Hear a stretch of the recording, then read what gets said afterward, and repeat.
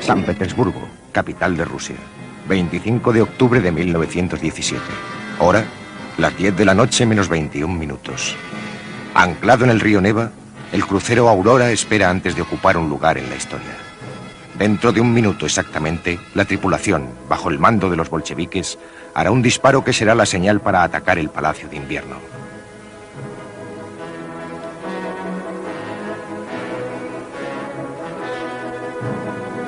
En otros puntos de la ciudad antigua, las armas apuntan contra el último baluarte del gobierno ruso.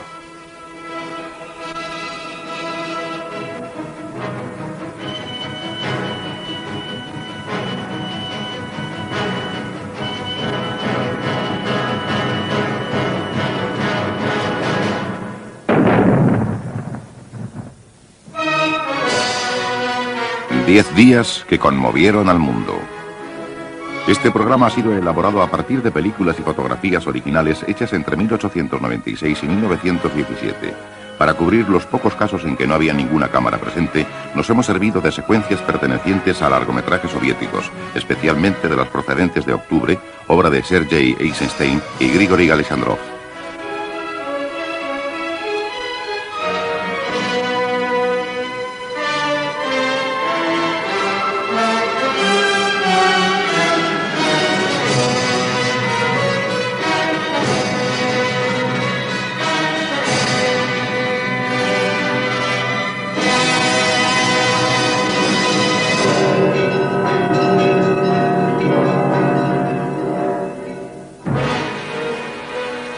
El 14 de mayo de 1896, Nicolás Alexandrovich Romanov fue coronado zar de todas las Rusias.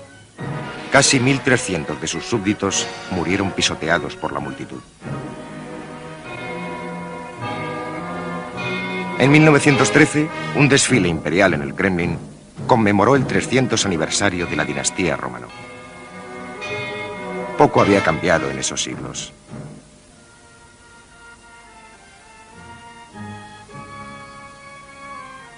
El zar y su familia no habían de rendir cuentas al pueblo, sino solo a Dios.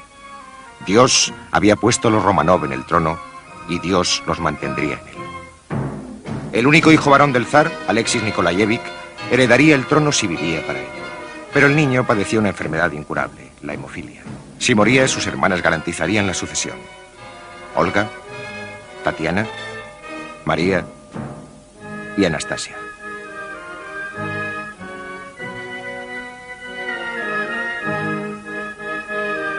La dinastía debía continuar y debía ser preservada de la democracia, forma de gobierno que el zar detestaba. Mantendré el principio del absolutismo con la misma firmeza con que lo hizo mi inolvidable padre, que en paz descanse. Quienes crean que pueden compartir el poder, manifiestan sueños absurdos.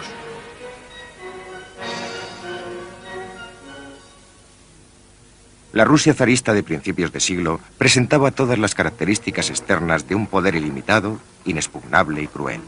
La gran mole del Kremlin se elevaba como recordatorio de las tres fuerzas que controlaban el imperio: la corona, la iglesia y la burocracia. Para aquellos 160 millones de personas que se extendían por un territorio que constituye la sexta parte de la superficie mundial, no había otra autoridad. Las proporciones y la solidez de la arquitectura moscovita hablaban de una sociedad que confiaba plenamente en su propio destino. En este ambiente surgió una importante élite intelectual. Y la música y la literatura rusas alcanzaron cotas altísimas. Fueron los propios escritores rusos, hombres como Gogol, Dostoyevsky, Tolstoy y Chekhov, los primeros en ver las sombras que se cernían cada vez más sobre una sociedad irremisiblemente condenada. Para los millones de súbditos del zar, analfabetos, pobres y oprimidos, la iglesia era la única fuente de esperanza y consuelo.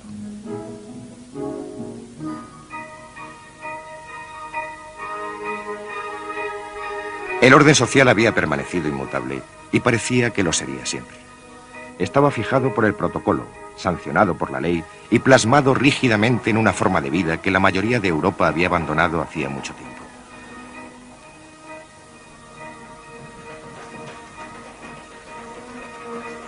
En su vida privada, el zar Nicolás era un hombre amable, tranquilo y tímido, y el suyo era un matrimonio por amor. Con Alex, el mundo entero ha cambiado para mí. La naturaleza, la humanidad, todo. Todo me parece bueno, amable, feliz. La zarina Alex correspondía a su amor y le otorgaba sus consejos. Hemos sido puestos por Dios en el trono y debemos conservarlo sólido y transmitirlo intacto a nuestro hijo. Y cuánto más fácil no es ser un monarca absoluto que uno que ha jurado una constitución. Queridísimo, escúchame.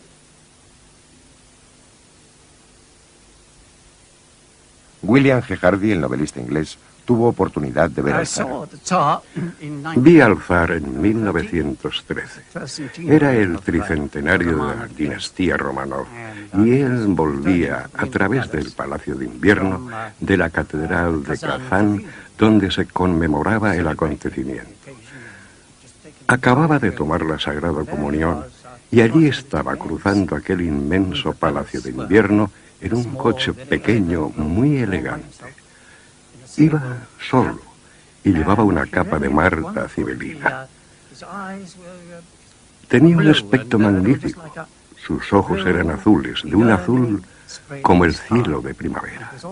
Iba solo en el pequeño coche y recuerdo la expresión del cochero, que era de gran ansiedad, como si llevara algo muy valioso que temiera dejar caer. A ambos lados galopaban los cosacos con espuelas y un aspecto tremendamente fiero. Y naturalmente, todos los que estaban en la plaza se quitaban el sombrero. En el censo ruso, el zar figuraba con la profesión de terrateniente. Poseía como propiedad personal más de 6.000 millones de acres, más de la mitad de toda la tierra de Rusia. Él y otros 130.000 propietarios eran los dueños del 95% del país. Un imperio que se extendía casi 7.000 millas de Alemania al Japón y del Ártico al Mar Negro. Para la mayoría de ellos era inconcebible un cambio. Pero había excepciones. El conde León Tolstoy, por ejemplo, propietario además de novelista, era muy querido por sus campesinos. Cuando murió, le lloraron como a un padre y en su entierro llevaban pancartas que rezaban: en memoria de tu bondad. Antes de morir, trabajadores, me gustaría explicaros lo que he estado pensando sobre la situación de opresión en que os halláis. Os veis obligados a pasar vuestra vida en la necesidad y el trabajo fatigoso, mientras otros que no trabajan en absoluto se benefician de lo que vosotros producís. Sois esclavos de estos hombres, y esto no debería ser así.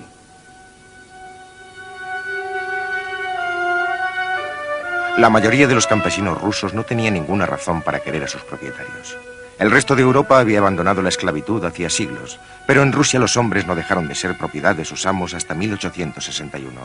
Al comienzo de este siglo muchos vivían peor como hombres libres que como lo habían hecho siendo esclavos. El progreso era tan doloroso y tan lento que una familia podía morir sin haber visto ni siquiera un resquicio del mismo.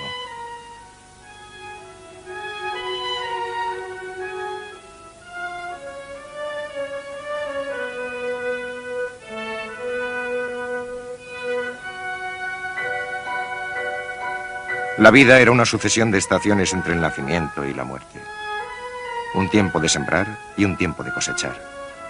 Un tiempo de comer y un tiempo de ayunar. Los campesinos eran ignorantes y estaban desunidos. No sabían nada de política ni de filosofías socialistas o revolucionarias. Lo que sí sabían era pasar hambre y temer a la autoridad.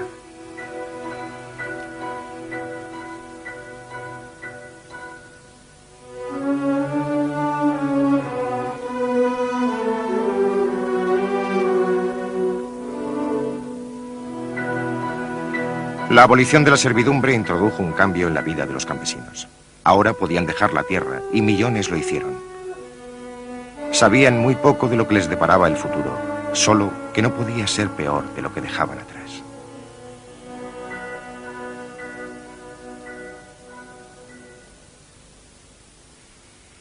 Acudieron a las ciudades, Kiev, Moscú y especialmente San Petersburgo, la ciudad industrial que más rápidamente crecía de toda Europa, la hermosa capital del norte, donde la prosperidad seguía trotando tranquilamente por los puentes sobre el Neva.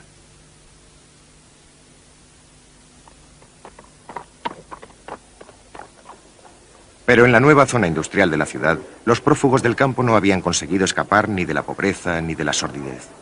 Sencillamente habían cambiado una sujeción por otra. Seguían siendo jornaleros, ahora jornaleros urbanos. El principal soporte de la industria eran las inversiones extranjeras.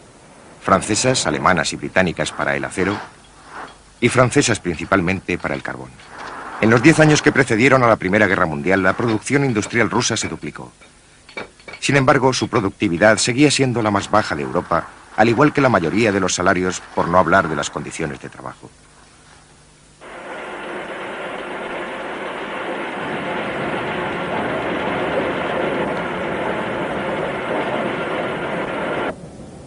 La del petróleo era la única industria en la que Rusia estaba tradicionalmente en cabeza.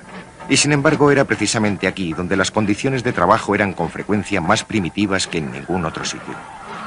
La vida había cambiado, pero no mejorado. Fue en estas grandes industrias donde los hombres pudieron reunirse por primera vez para hablar de sus problemas y plantear acciones políticas. Una nueva palabra se introdujo en su vocabulario habitual, la palabra revolución.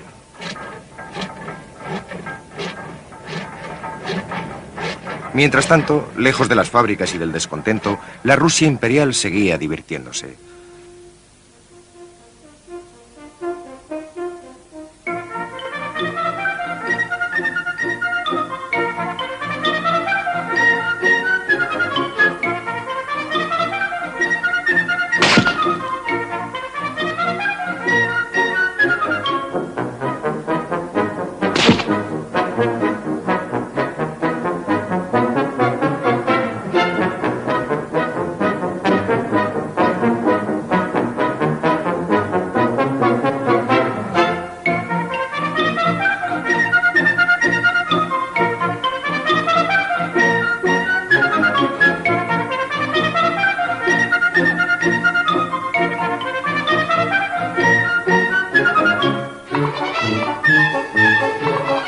El zar y la zarina eran felices cuando se reunía toda la familia. Al ser el propio zar muy aficionado a la fotografía, muchos de sus momentos de asueto fueron registrados por las cámaras cinematográficas del momento.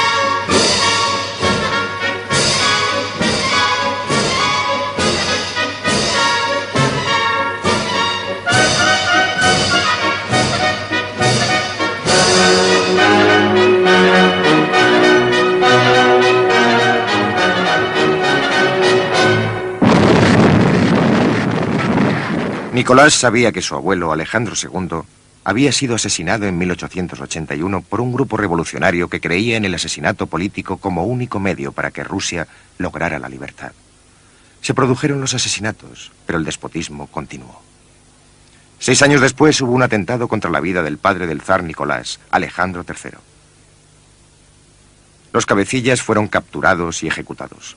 Uno de ellos era un estudiante, Alexander Ulyanov. Su hermano menor, al saberlo, juró vengarse.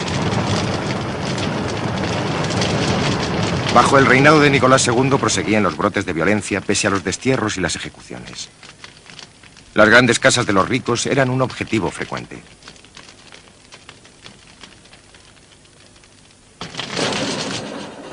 Pero los nuevos líderes revolucionarios se dieron cuenta de que la palabra era más poderosa que las bombas.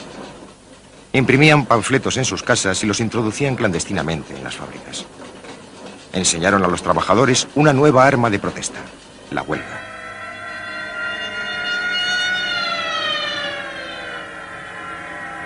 Se extendió la revuelta, cesó la producción y desaparecieron los beneficios.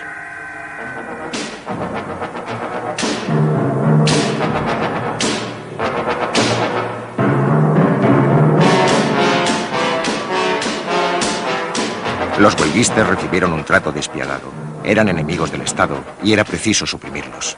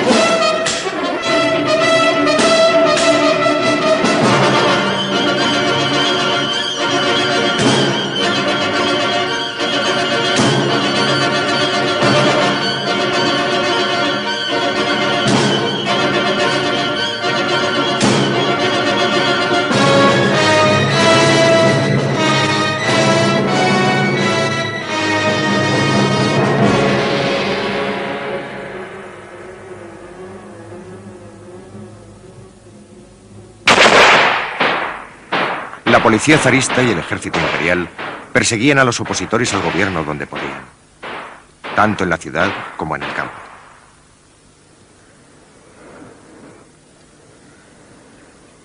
Muchos fueron encarcelados, otros muchos fueron desterrados a Siberia. No se conoce el número exacto de los que murieron.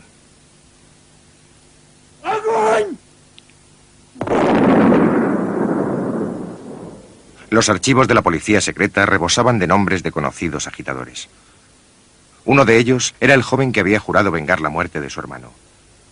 Se llamaba Vladimir Ilich Ulyanov. Lenin. Vladimir Ulyanov, universalmente conocido como Lenin, procedía de Simbiosk, una pequeña ciudad de provincias a orillas del Volga.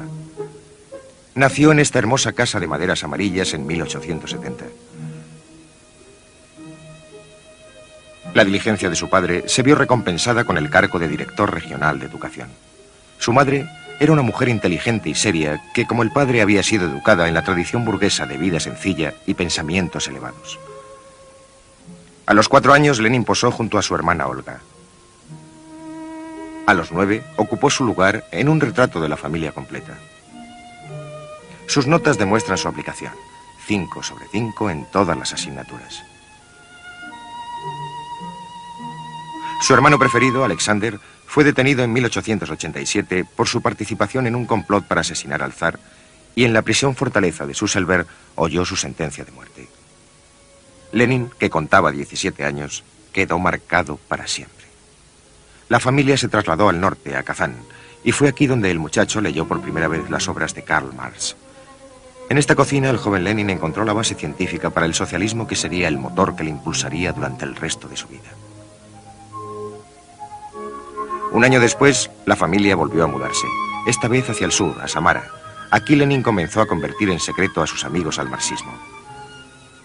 Fue mientras estaba en Samara cuando la provincia sufrió una de las epidemias periódicas de hambre que azotaban el país como una peste. Los liberales más prominentes trabajaron afanosamente para aliviar la necesidad de los campesinos, pero Lenin se negó a unirse a ellos y mostró por primera vez la lógica implacable de un político práctico. Esta epidemia de hambre es la consecuencia directa de la forma en que está organizada nuestra sociedad. Y mientras esta no cambie, seguiremos teniendo epidemias de hambre. Pero estas hacen que los campesinos reflexionen sobre la realidad de nuestra sociedad capitalista, lo que les lleva a culpar al orden social de sus condiciones de vida y se destruye su fe en el zar y en el zarismo. Esta epidemia de hambre podría provocar disturbios muy graves, amenazar incluso el orden establecido de la sociedad. Y así, los esfuerzos de las clases acomodadas por aliviar el sufrimiento son muy naturales. La verdad es que todos esos discursos sobre dar de comer al hambriento no son sino el sentimentalismo dulzón tan propio de nuestra inteligencia. En 1895, Lenin se estableció en San Petersburgo tras haber viajado a Suiza para entrevistarse con los principales dirigentes socialistas en el exilio. Por aquella vez, los perros guardianes de la sociedad rusa no le sorprendieron. Estudió Derecho, pero dedicó la mayor parte de su tiempo a la clandestinidad revolucionaria. Padecía asimismo una gran escasez de dinero. Queridísima madre, te ruego que me envíes algo de dinero, ya que lo que yo tenía casi se ha terminado. Mi casera es insoportable, y cuando no estoy escondiéndome de ella, estoy tratando de huir de la balalaica que el vecino de la habitación de al lado se empeña en tocar noche y día. Llevaba una vida incómoda y su dossier de los archivos de la policía secreta se hacía cada vez más grueso. Consiguió escapar de ellos varias veces, pero al final fue inevitable que le capturaran.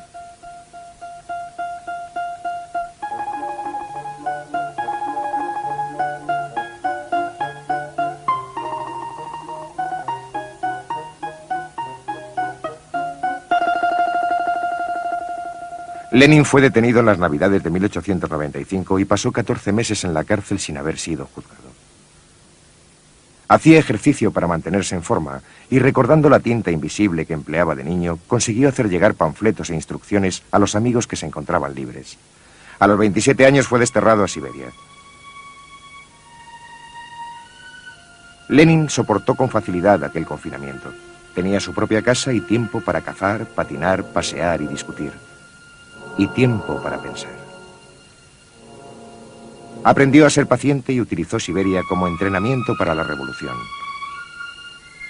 Desde allí envió una carta a otra exilada llamada Krúpskaya.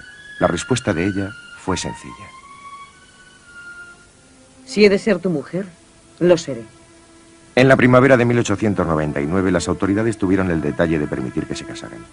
Éramos jóvenes y acabábamos de casarnos. Nos queríamos apasionadamente y nos olvidamos del exilio. Durante un tiempo para nosotros no existió nada más que el amor.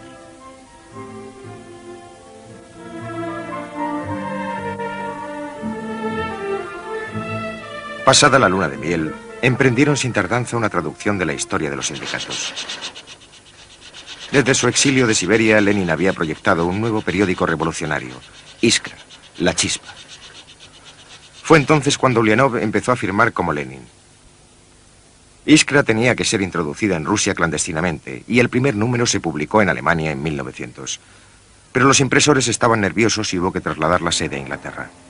Había niebla cuando Lenin y Krúpskaya, liberados del exilio, llegaron a Londres por primera vez. Alquilaron 2 habitaciones en Kingsbury y a la casera no le hacía ninguna gracia que Krúpskaya no llevara alianza. Entre las personas que conocieron a Lenin en aquella época se encontraba una muchacha de 17 años, ahora la señora Zelda Coates. Conocí a Lenin en casa de mi hermana. Y la primera impresión que recuerdo es la de un hombre bastante bajo, enérgico y de ojos muy expresivos, casi calvo por lo que recuerdo, y con el pelo, bueno, casi pelirrojo. Mi hermana tenía varios hijos. Y otra cosa que me impresionó fue lo bien que se llevaba con los niños. No solo les hacía carantoñas y esas cosas que se les hacen a los niños, sino que entraba en el espíritu de sus juegos. Se ponía a jugar con ellos y se reía tanto como los niños, e igual de alto. Hacía para dar clases de idiomas. Necesitaba el dinero para mantener saneada Iskra. El periódico se hacía en una imprenta pequeña de Krakow Green a la sombra de la parroquia. Allí trabajaban a menudo hasta bien entrada la noche corrigiendo pruebas Lenin, Krúpskaya y un puñado de revolucionarios rusos. Una organización revolucionaria ha de estar compuesta básicamente por personas cuya ocupación principal sea la revolución. La organización no tiene por qué ser amplia, pero debe ser lo más secreta posible. A Lenin le gustaba observar Londres desde lo alto de un autobús, siguiendo los pasos de sus predecesores revolucionarios Karl Marx y Friedrich Engels. Krúpskaya advirtió ese interés de su marido. Le gustaba el bullicio de esta gran ciudad comercial, y juntos vivimos muchas tranquilas plazas londinenses, con aquellas casas con entrada propia y ventanas resplandecientes. Pero siempre estaban a la vuelta de la esquina las calles estrechas donde vivían los trabajadores, con filas de ropa tendida y niños pálidos que jugaban en el arroyo. A estos sitios íbamos a pie, y viendo el enorme contraste entre la vida acomodada y la pobreza, Illich murmuraba: Dos naciones. Dos naciones. En 1903 los socialistas rusos se reunieron en un sórdido salón de actos londinense. El partido estaba dividido en dos partes muy igualadas. Los oponentes de Lenin querían aceptar como miembro del partido a cualquiera que estuviera dispuesto a apoyarles. Cuanto más extendido esté el título de miembro del partido, mejor. Solo nos serviría de satisfacción el que cada huelguista, cada trabajador, pudiera llamarse miembro del partido. Pero Lenin y sus partidarios estaban decididos a que solo se admitiera como miembros del partido a un núcleo de entusiastas. Es preferible que 10 auténticos trabajadores no puedan decir que son miembros del partido a que un charlatán tenga el derecho y la oportunidad de serlo. El grupo de Lenin ganó por 2 votos. Se convirtieron en los bolcheviques, la mayoría, y los perdedores fueron los mencheviques, la minoría. Hubo una violenta discusión referente a las tácticas que debían emplearse en Rusia en aquel momento. Era poco después de los acontecimientos revolucionarios en Rusia, y la mayoría de los mencheviques presentes en aquella reunión concreta dijeron: descansemos durante una temporada. Los trabajadores están cansados. No debemos presionarles demasiado. Pero Lenin saltó de la silla furioso, lo que no casaba con el hombre frío que yo había conocido, y dijo: eso no son más que tonterías. Son ustedes, señores míos, los mencheviques, quienes están cansados. La clase obrera rusa no está cansada, al contrario, está llena de energía. Rebosa ganas de luchar por su libertad y el derrocamiento del zarismo.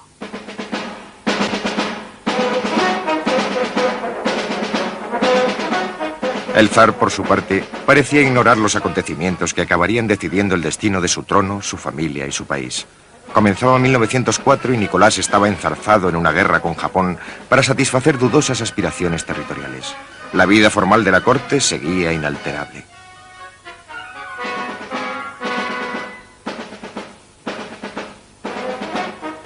Muy lejos de este elaborado ceremonial, los ejércitos rusos sufrían una derrota tras otra para acabar rindiéndose ante los japoneses y volviendo a casa derrotados. Lenin comentó el desastre con sequedad.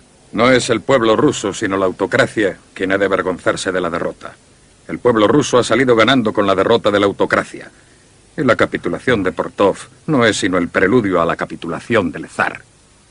En San Petersburgo, las noticias de la humillación de la derrota se vieron seguidas por el frío glacial de enero. Aquel fue un invierno de descontento.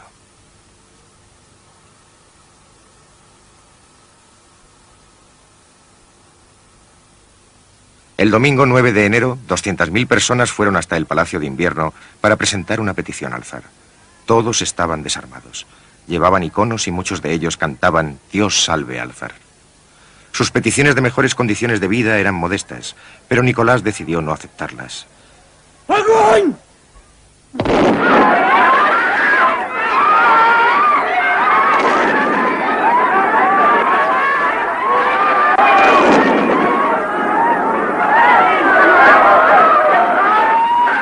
Ese día pasó a la historia como el Domingo de Sangre.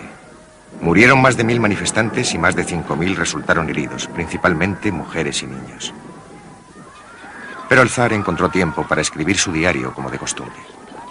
Hoy ha sido un día difícil. Se han producido serios disturbios en San Petersburgo porque los trabajadores pretendían llegar al Palacio de Invierno. Las tropas se vieron obligadas a disparar sobre ellos y muchos murieron o resultaron heridos. Dios mío, cómo me conmovió y qué duro fue presenciar aquello. Mi madre ha venido a comer. Después llevé a Mijaíl a dar un paseo. Lenin se encontraba en Ginebra cuando las primeras noticias de aquel domingo sangriento llegaron al resto de Europa. Iba hacia la biblioteca acompañado por Krúpskaya cuando se enteró. Inmediatamente cambiaron de rumbo y se dirigieron a un pequeño café de emigrados donde encontraron a sus amigos bolcheviques muy excitados leyendo las últimas ediciones de los periódicos suizos. Lenin vio que sus sueños revolucionarios estaban al alcance de la mano. Ha de haber un levantamiento armado inmediato. Decir que no podemos ganar es hablar como cobardes. En la calma de esta biblioteca ginebrina se aplicó al estudio de las implacables técnicas de la guerra civil. Este volumen concreto, Las memorias de los revolucionarios rusos del siglo XIX, conserva aún sus notas escritas en los márgenes. En octubre de 1905 se reunieron por primera vez en San Petersburgo representantes de los trabajadores de la ciudad. Se autodenominaron Consejo, que en ruso se dice Soviet, y una de sus primeras decisiones fue convocar una huelga general.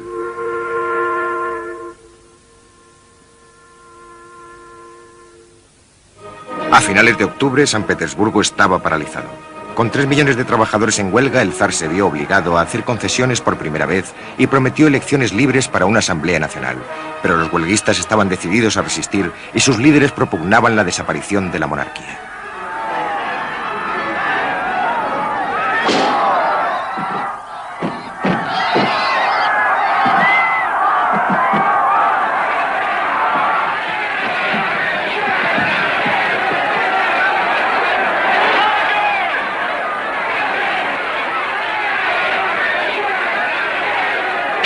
En Moscú, una brigada de combatientes bolcheviques, apoyada por miles de huelguistas, levantó barricadas en las calles. El zar mandó llamar a su ministro del Interior. Esta situación no puede durar. Son sus cabezas o las nuestras. Le ordeno que tome las medidas que considere necesarias.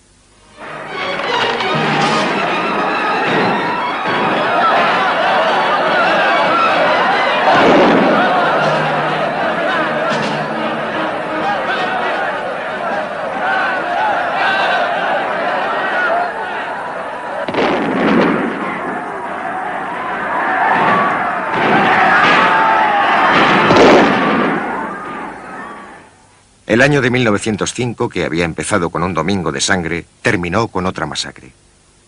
El poder del zar parecía inatacable de nuevo y los líderes del Soviet fueron desterrados.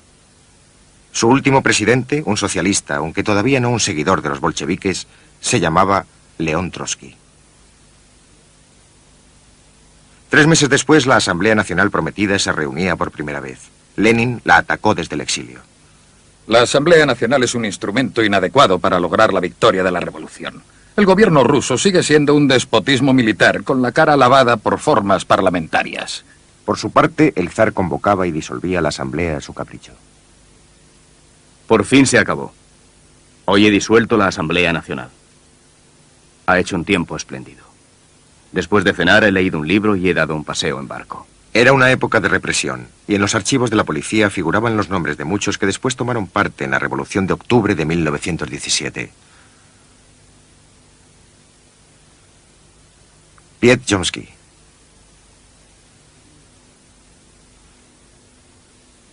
Joseph Stalin. Tuvieron lugar más de 5.000 ejecuciones y 40.000 prisioneros políticos murieron en la cárcel. Decenas de miles más fueron condenados a trabajos forzados en Siberia. Uno de ellos era Mikhail Lebedev. Había una cosa que nos decían continuamente. Eres mío y contigo hago lo que me da la gana. Otros mostraban todavía más respeto. Te daré de comer si me parece. Lo primero que encuentre. Y si no me parece, te mueres de hambre. No es que seas una cosa, es que eres una cosa mía. Nos tenían en celdas que se debieron construir para cualquier número de presos a partir de 40 o 45. Y la comida. Aquello no se podía llamar comida. La llamábamos bazofia para cerdos. No era más que agua con unas cuantas cosas flotando. Dios sabe lo que sería. Y esa era toda la comida. Bueno, ¿y qué? Después de todo, la cárcel es la cárcel. Y reprime por completo cualquier sentimiento humano. La vida de la buena sociedad de San Petersburgo seguía como de costumbre. Y las hijas de las familias acomodadas se dedicaban a hacer obras de caridad, porque los rusos son gentes muy generosas. Otras hijas aprendían las delicadas exigencias de la vida ociosa. Esta famosa academia se conocía con el nombre de Instituto Smolny. Desde este mismo edificio, Lenin anunció la victoria bolchevique en 1917.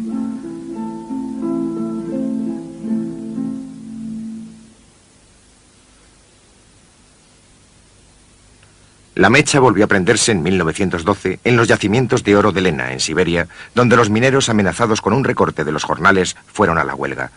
Mikhail Lebedev era uno de ellos. Esperaban un momento propicio para hacer fuego.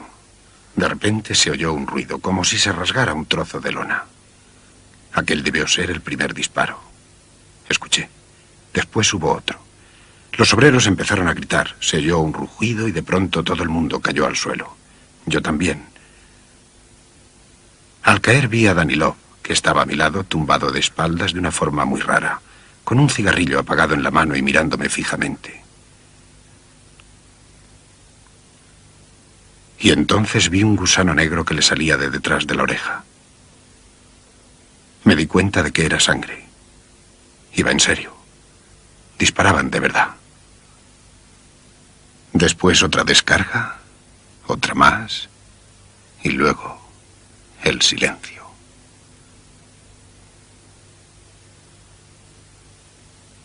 Tras los incidentes de Lena, Lenin fue a Polonia porque quería estar próximo a lo que ocurría en su patria. Todos los días, después de una cena de sopa y albóndigas, daba los últimos retoques a su artículo para Pravda y lo llevaba al correo. Krupskaya describe su vida allí. Vivíamos en un círculo pequeño y muy estrecho de camaradas. Nuestros amigos salían a pasear con nosotros. Nos pusieron el mote de el grupo de la clase alta. Y siempre nos invitaban a los conciertos. Vladimir sentía un gran amor por la música. La paz y el orden de su vida en el campo ofrecen un extraño contraste con la pasión revolucionaria de las ideas de Lenin.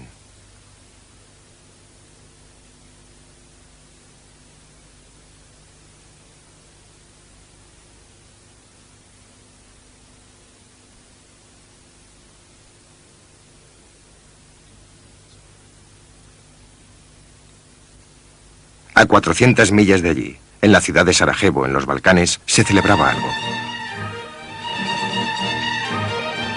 Era el 28 de junio de 1914 y el archiduque de Austria, Francisco Fernando, se encontraba en visita de Estado.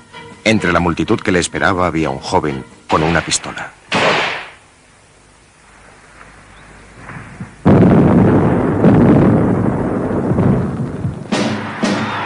Alemania declaró la guerra el 1 de agosto de 1914 y en Rusia surgió un repentino sentimiento de unidad en aquella nación dividida. El zar efectuó su esperada aparición en el balcón, jurando no firmar la paz mientras quedara un solo soldado extranjero sobre el suelo de la madre Rusia.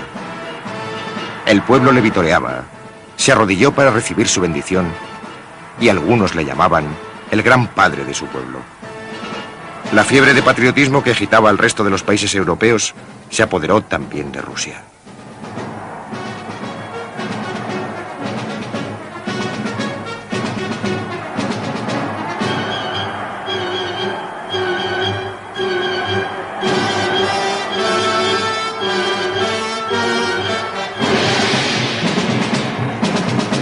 En la primera semana de guerra se movilizó un ejército de 1,5 millones de hombres. Voluntarios que se dirigían hacia la masacre humana más grande que se ha conocido.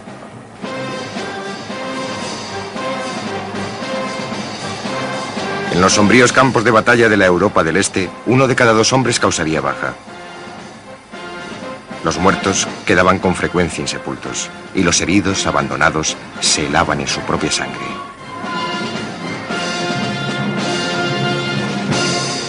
Con la guerra, Lenin fue expulsado de Polonia y se trasladó a Wien, en Suiza. Convocó allí a todos los bolcheviques disponibles. Se reunieron en un bosque de las afueras de la ciudad y Lenin esbozó sus opiniones sobre la guerra. La derrota de la monarquía zarista es un mal menor que la derrota de la Alemania del Kaiser. Cuanto mayores sean las pérdidas en la guerra, antes se darán cuenta todos de que se ha traicionado al pueblo. Nuestra misión está clara. Propaganda total, tanto en las Fuerzas Armadas como entre la población civil, instándoles a dejar de apuntar con sus armas a los soldados del así llamado enemigo, que son en realidad sus hermanos. Debemos organizar grupos clandestinos en los ejércitos de todos los países. Esta guerra no es más que una guerra imperialista. Debemos convertirla en una guerra civil ahora.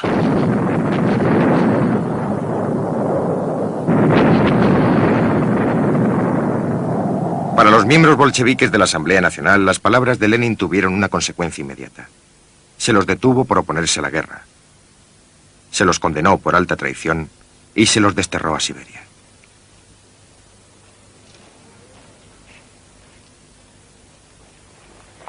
Todos pensaban que los grandes ejércitos rusos marcharían por Europa como una apisonadora, pero estaban mal equipados y dirigidos de forma incompetente. Hindenburg, el comandante alemán, les infligió una derrota clásica en Tannenberg durante el primer mes de guerra.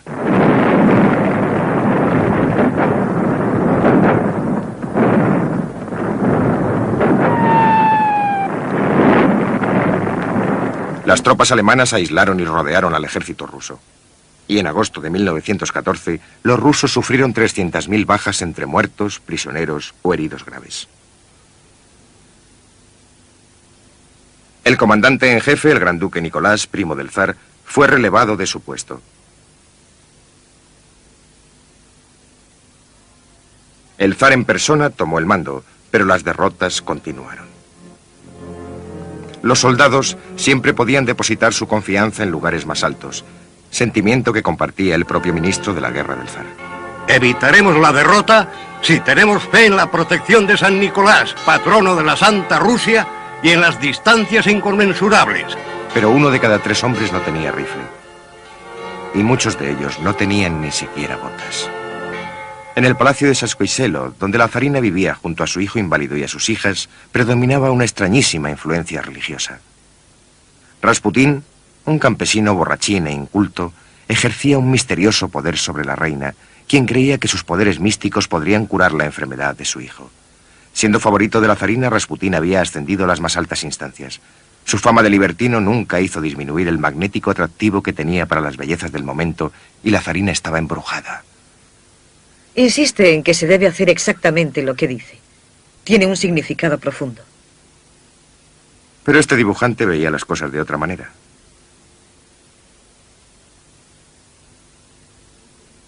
Bajo la influencia de Rasputín, la zarina escribía largas y sentenciosas cartas al marido que estaba en el frente. Mi querido Nicky, me sangra el corazón cuando pienso que has de soportar tantos reveses sin tenerme a tu lado. Llevas una carga tan pesada sobre tus pobres hombros. Ningún espíritu de equipo, ninguna confianza en los oficiales.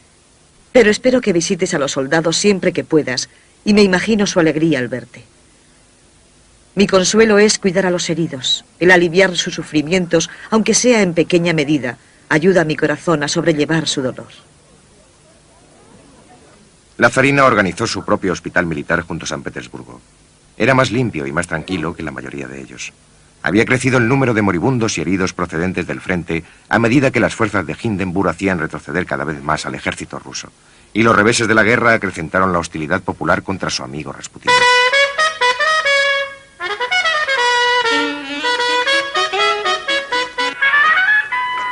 En diciembre de 1916, Rasputín fue invitado a la casa del príncipe Yusupov en San Petersburgo, y mientras sus amigos aristócratas ponían el Yankee Doodle Dandy en el gramófono, fue asesinado. La zarina quedó abrumada por el dolor. Esta noche gran escándalo en casa de Yusupov. Una gran fiesta, todos borrachos. La policía oyó disparos y dice que nuestro amigo ha sido asesinado. Ni puedo ni quiero creerlo. Que Dios nos asista. Los conspiradores sacaron el cuerpo de la casa. Habían echado enormes dosis de cianuro en su vino y sus pasteles, pero al ver que esto no surtía efecto, le dispararon al corazón. Rasputín persiguió a sus asesinos rugiendo. Le dispararon de nuevo dándole en la cabeza. Por último, arrojaron su cuerpo al río.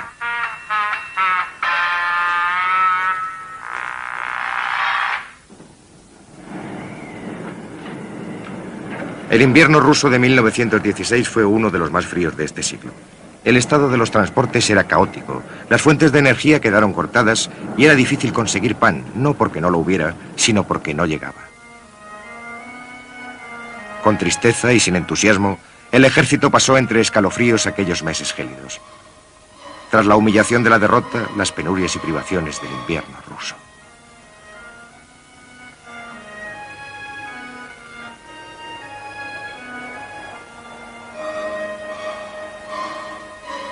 El ejército, deshecho, solo podía aguantar en espera de la primavera y librarse de sus muertos.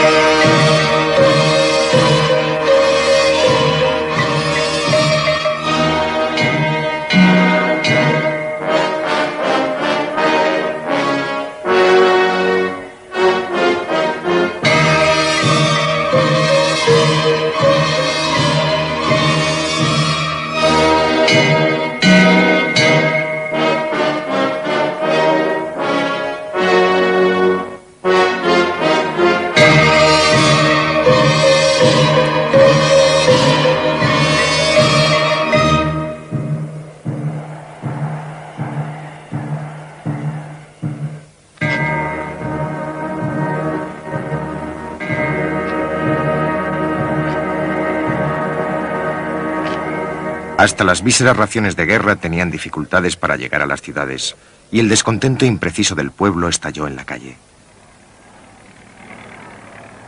La zarina se mantuvo inconmovible. Las gentes van por las calles gritando que no quieren pan. Lo hacen únicamente para crear nerviosismo. Pero esto pasará y las aguas se calmarán siempre que la Asamblea Nacional se porte como es debido. Pero ahora la Asamblea Nacional incitaba al pueblo a rebelarse contra sus gobernantes. El 23 de febrero empezó una huelga general en San Petersburgo. Casi 100.000 obreros tomaron parte en las manifestaciones. «Acabad con las manifestaciones en la capital», ordenó el zar. Pero fue inútil.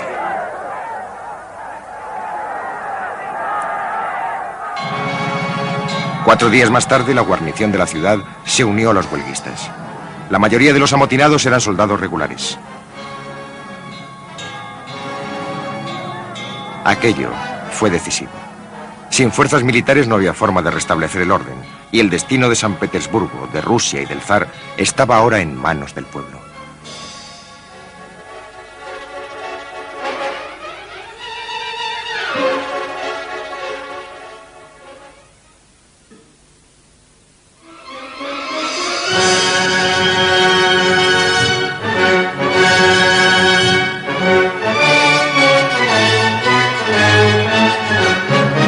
Buscando desesperadamente líderes, los manifestantes se dirigieron a la Asamblea Nacional.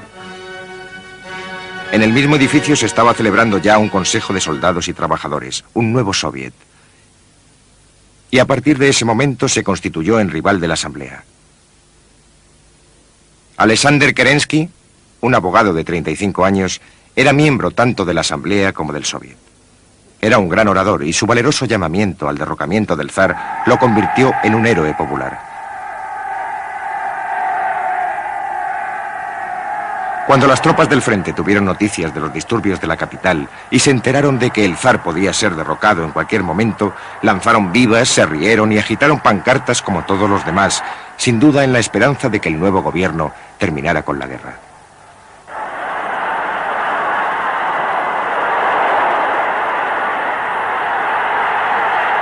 El 2 de marzo de 1917 cayó el último de los Romanov. Sin grandes alaracas, sin ofrecer siquiera una breve resistencia, Nicolás firmó el documento de abdicación. Fueron inflexibles y él tuvo que abdicar. Los miembros de la Duma subieron al tren en una vía muerta y exigieron su abdicación. Y él accedió. No podía hacer otra cosa. Y lo más trágico era que en el documento de la abdicación figuraban todos los títulos maravillosos que tenía. Empezaba con Nos Nicolai II Alexandrovich, emperador soberano y absoluto de todas las Rusias, zar de Polonia, gran príncipe de Finlandia y Lituania, y zar de Siberia, zar de Kol, y así sucesivamente, etcétera, etcétera.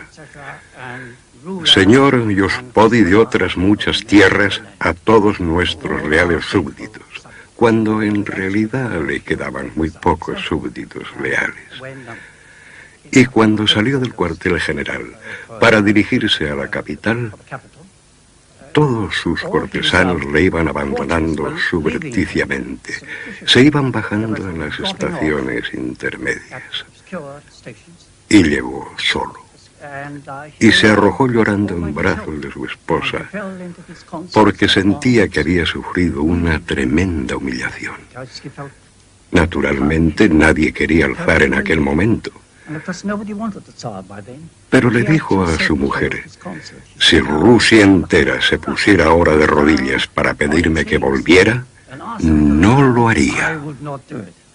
La zarina adoptó otro punto de vista. Comprendo lo que has hecho, héroe mío. Y juro por mi vida que volveremos a verte en el trono.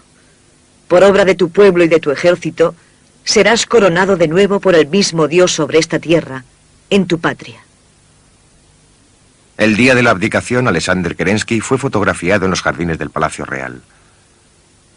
Líder de un grupo de idealistas de clase media, contaba con el aplauso de las masas.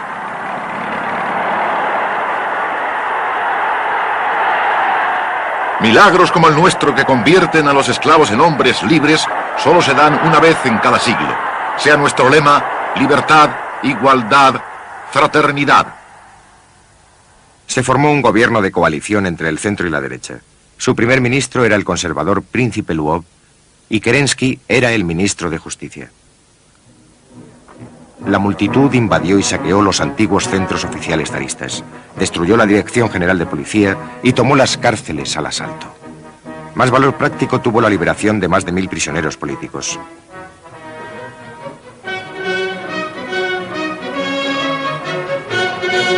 Muchos de ellos eran bolcheviques, que, para sorpresa y consternación del nuevo gobierno, no tardaron en atacarlo tachándolo de burgués y de reaccionario.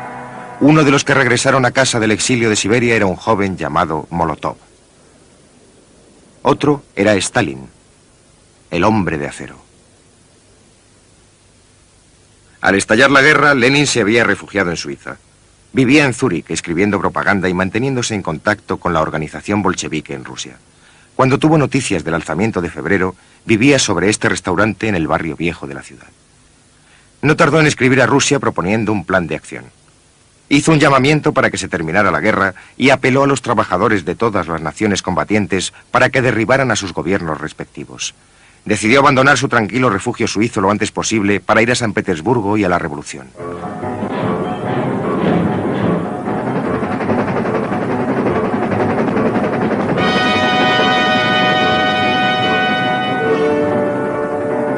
Cuando emprendió el viaje de vuelta, llevaba 10 años fuera de su patria.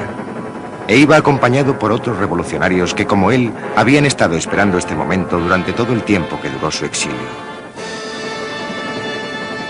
Cruzaron Alemania en un tren privado. El Kaiser les había garantizado su seguridad. El gobierno alemán veía ventajas evidentes en ayudar a unas personas que se oponían tan violentamente a que Rusia continuara en la guerra. Desde Alemania, los exiliados cogieron un ferry que los llevó por el Báltico hasta Trelleborg, en Suecia, desde donde siguieron para Estocolmo. Tuvieron el tiempo justo para que Lenin se comprara un par de zapatos nuevos y para que alguien hiciera esta fotografía. Un grupo de revolucionarios corriendo para llegar a la revolución.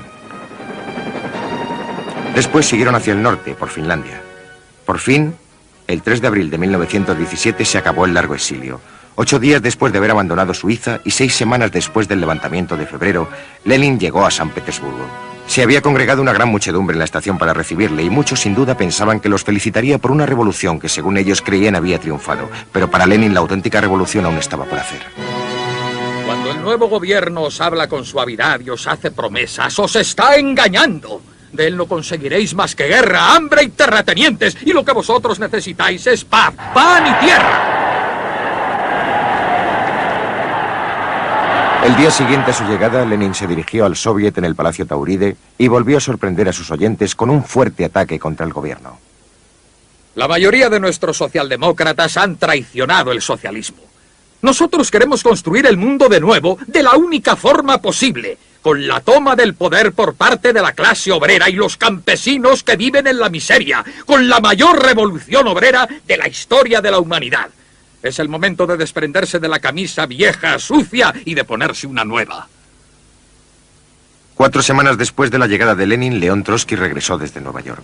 Durante los 12 años precedentes, él y sus partidarios se habían opuesto frontalmente a Lenin, pero ahora sus brillantes dotes de orador y organizador lo convertían en un aliado valioso de los bolcheviques. Mientras tanto, el nuevo gobierno parecía estar perdiendo pie.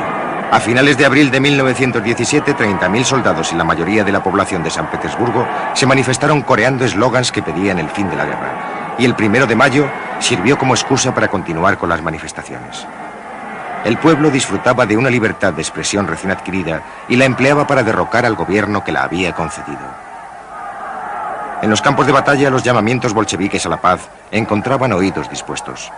Enviaron agitadores al frente y a veces estos consiguieron incluso convencer a los soldados de que aquellos que habían considerado enemigos eran en realidad hermanos. El gobierno, nervioso por los motines militares, nombró a Kerensky ministro de la guerra.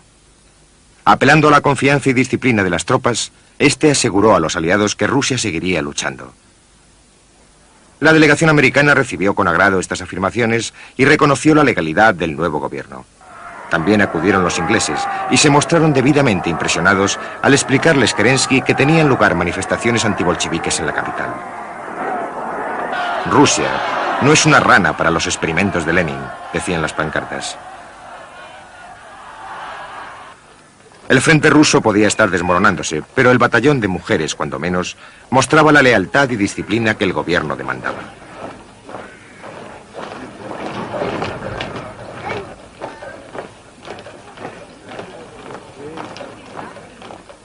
La suya fue una lealtad que se mantuvo firme hasta la noche de la victoria bolchevique en octubre.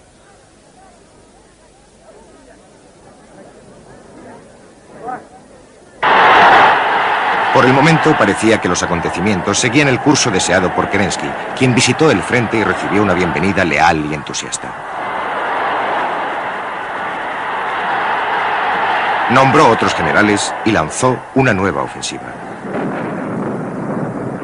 Tanto los nuevos generales como la ofensiva fracasaron.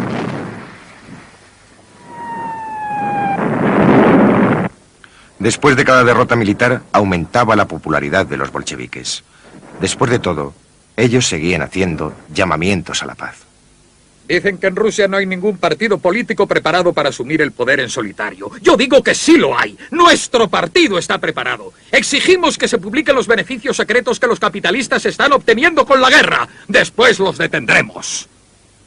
Kerensky tampoco se quedaba callado. Vosotros, los bolcheviques, proponéis soluciones infantiles. Detener, matar, destruir. ¿Qué es lo que sois? ¿Socialistas o policías? A medida que transcurría el verano, crecía la tensión en San Petersburgo. Las manifestaciones eran espontáneas e incontroladas. Ni el gobierno ni el soviet dominaban la situación y la revolución corría el peligro de naufragar en un mar de anarquía.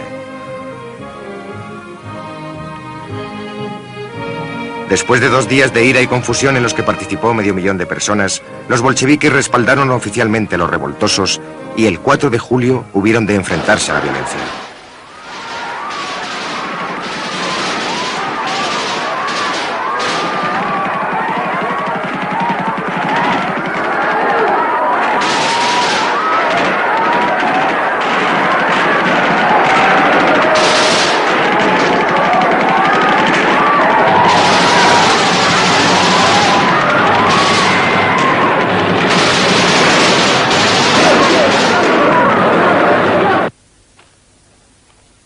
Alexander Kerensky se convirtió en primer ministro de Rusia el 7 de julio y no tardó en actuar según el espíritu simbolizado por las descargas. Saqueó el cuartel general de los bolcheviques, antigua casa de la bailarina.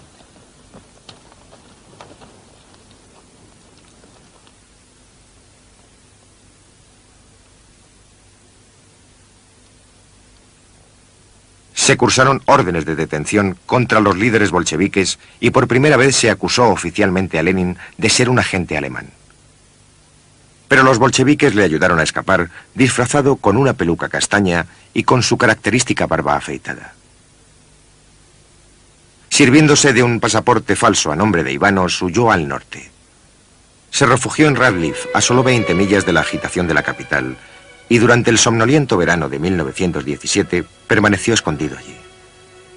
Como la mayoría de los prófugos, dependía de sus amigos para que le proporcionasen todo lo que necesitaba. Necesito una cinta para el sombrero, polvos para limpiarme los dientes, un tazón y una brocha de afeitar.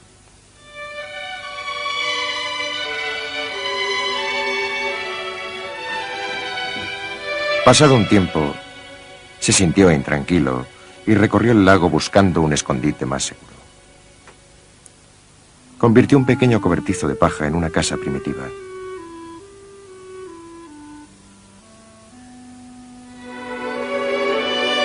Y aquí, sirviéndose de un tocón como mesa de escribir, esperó a que se produjera la revolución.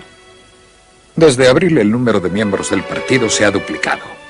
El ejército está desmoralizado y los campesinos se inclinan cada vez más por nosotros. El gobierno está dividido y es ineficaz. La revolución burguesa se convertirá en la revolución de la clase obrera. Sucederá. No hoy ni mañana, pero sí muy pronto. El 12 de agosto, en el Teatro Bolshoi de Moscú, el gobierno provisional hizo un desesperado intento por aunar las dispersas fuerzas del país y crear cierto sentimiento de unidad. Se convocó una reunión de todos los partidos para tratar de buscar la salida al dilema de Rusia. Acudieron más de 2000 delegados que llenaron las butacas y los palcos del teatro. Debían representar todos los grupos existentes en el triste caos de la sociedad y la política rusas, pero los bolcheviques no se encontraban allí. Boicotearon la reunión. Convocaron una huelga el día de la conferencia y acusaron a los delegados de no ser los auténticos representantes del pueblo.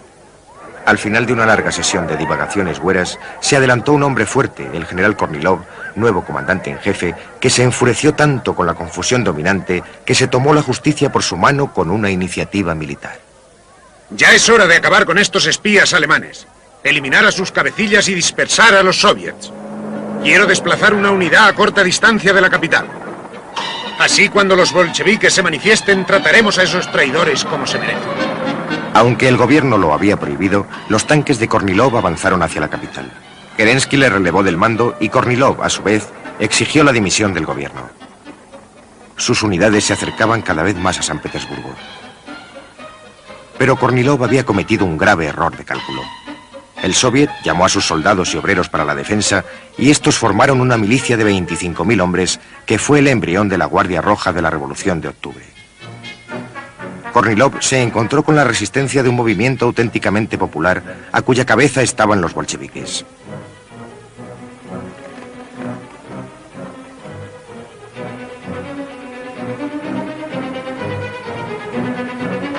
Contra semejante resistencia, las unidades de Kornilov combatieron en vano, y hasta su famosa división salvaje, los feroces cosacos, quedó minada cuando el nieto de uno de sus grandes héroes nacionales se reunió con la delegación para tratar de convencerles de que depusieran su actitud. Los que habían conseguido resistir a Kornilov volvieron a la ciudad. Aquella no era una victoria del gobierno, sino del partido bolchevique.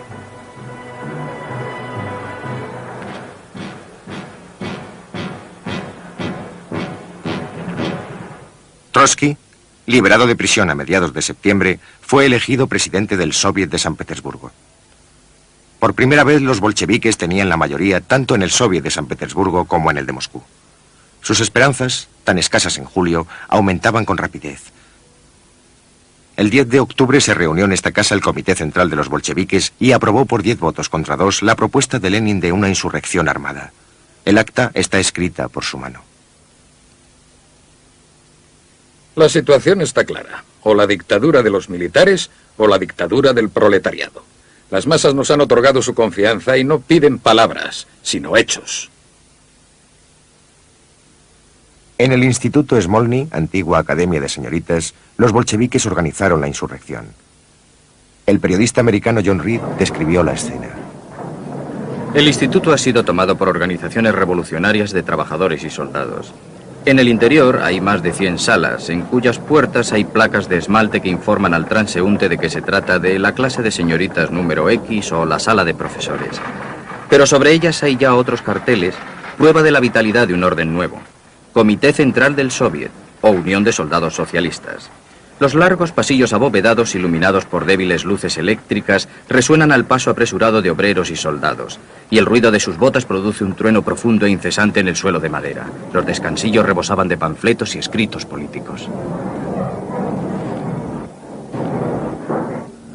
El 23 de octubre los batallones bolcheviques salieron a tomar posiciones en la calle. El gobierno Kerensky, aun sabiendo lo que ocurría, hizo muy poco para detenerlos.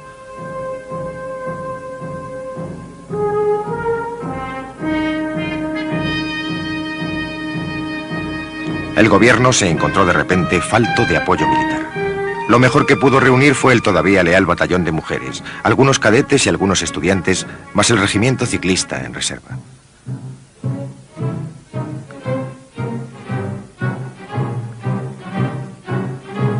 En el Palacio de Invierno, los defensores levantaron barricadas contra el ataque que esperaban.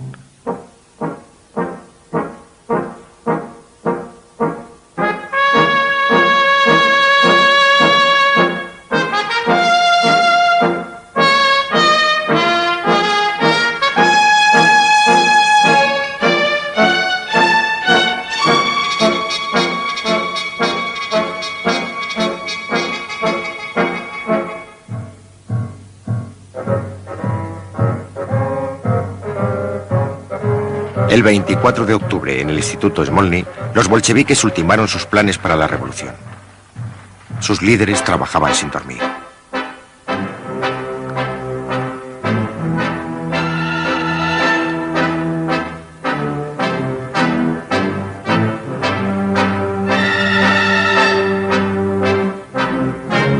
madrugada del 25 de octubre, las brigadas combatientes de los bolcheviques salieron del Instituto Smolny para apoderarse de los puntos cruciales de la ciudad. Las estaciones de ferrocarril, el Banco Nacional, la central de teléfonos y el puente principal sobre el río. Había empezado la revolución.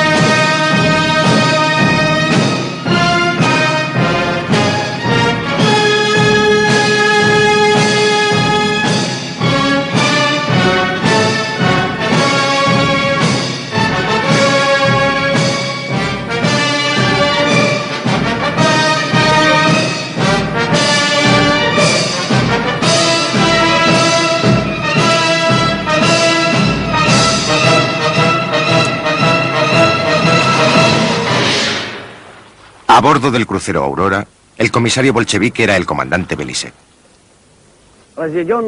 La zona rodeada fue iluminada por un electricista para permitir que las brigadas armadas de obreros, soldados y marineros convergieran en el centro de la ciudad y rodearan el Palacio de Invierno.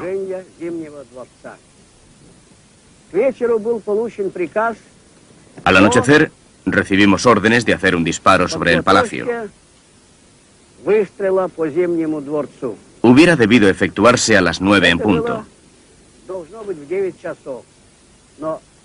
Pero después de un retraso, cuando a las 9:45 se informó de que se había recibido la señal de la fortaleza Pietropol, yo, como comisario, di orden de que se hiciera un disparo sobre el Palacio de Invierno.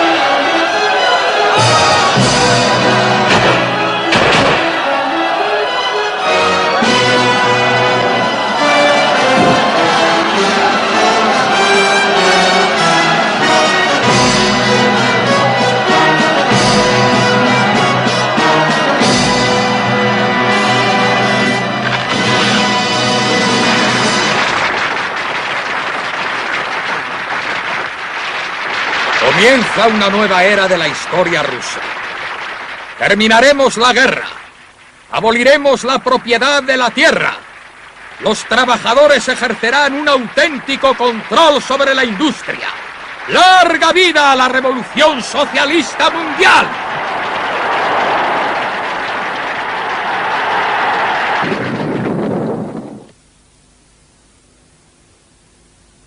A la mañana siguiente, se concentró una muchedumbre ante el Palacio de Invierno. Una muchedumbre desconcertada. En 8 meses habían sido abolidos primero el zarismo y después la democracia liberal.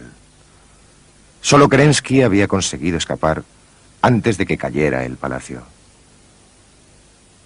El zar y su familia no tardaron en ser asesinados por los bolcheviques. La dictadura del proletariado, encabezada por Lenin, gobernaba el país. En solo 10 días, la revolución había transformado Rusia y conmovido al mundo.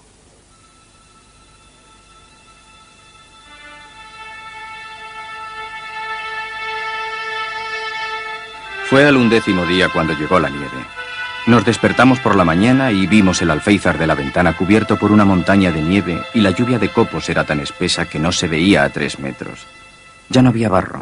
En un momento aquella ciudad sombría se había vuelto blanca y resplandeciente. A pesar de la revolución, Rusia entera se precipitaba vertiginosamente en un futuro desconocido y terrible. La ciudad se llenó de alegría con la nieve. Todo el gris había desaparecido. Solo se veían las agujas y las cúpulas, doradas y de colores, que brillaban con bárbara magnificencia entre la nieve blanca. Hasta salió el sol, un sol pálido y acuoso a mediodía. Desaparecieron los resfriados y los dolores reumáticos de los meses de lluvia. La vida de la ciudad se hizo más alegre y hasta la misma revolución procedió más aprisa.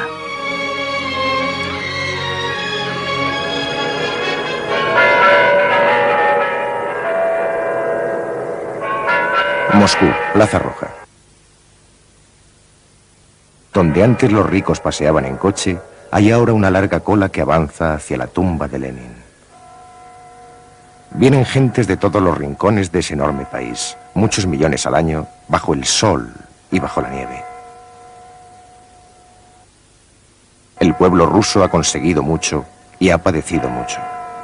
Una transformación industrial única en la historia y una guerra que destruyó completamente el 80% de esas industrias. De la Edad Oscura a la energía nuclear, pacífica o bélica, de la primera victoria de Lenin por medio de una guerra civil y las salvajes purgas de Stalin a una cuidadosa convivencia y una libertad personal mayor que la de cualquier época posterior a los días que siguieron a la abdicación de Nicolás II. Pero ¿quién puede decir a dónde les llevará el camino que comenzaron a andar en 1917? ¿Y a nosotros?